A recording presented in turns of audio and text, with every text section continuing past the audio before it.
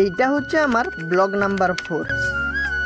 আর এই ভিডিওটায় তোমাদেরকে দেখাবো আমরা ওখানে কাজ শেষ করে কি করেছিলাম।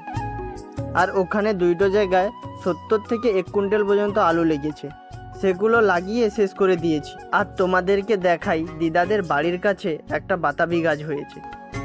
এখানে 3টা বাতাবি হয়েছে আর ছোট ছোট বাতাবি ধরেছে। এখন যাচ্ছি স্নান করতে।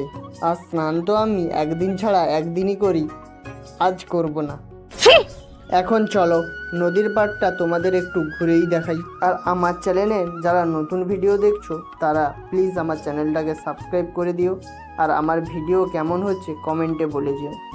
আর এখানে এসে দেখি নদীতে এখন ভাটা পড়েছে, আর এতটাই ভাটা পড়েছে যে নিচের নৌকো উপরে উঠে এসেছে। আর দেরি করে কাজ শেষ করার জন্য আমাদের একটা প্রফিট হয়েছে। কি প্রফিট হয়েছে দেখো, দাদুদের বাড়িতে দেশি মুরগি হয়েছে। তারপর মাংসটা কষানো হয়েছে, আর কষিয়ে মামা খাওয়ার জন্য ডাকতেই এখন আমাদেরকে 2টো বাটি ভর্তি করে মাংস দিয়ে গেছে। আর এখন আমি আর মামা মাংস খেয়ে নিচ্ছি। আর দেখো আরও একজন চলে এসেছে। আর এর নাম কি জানো?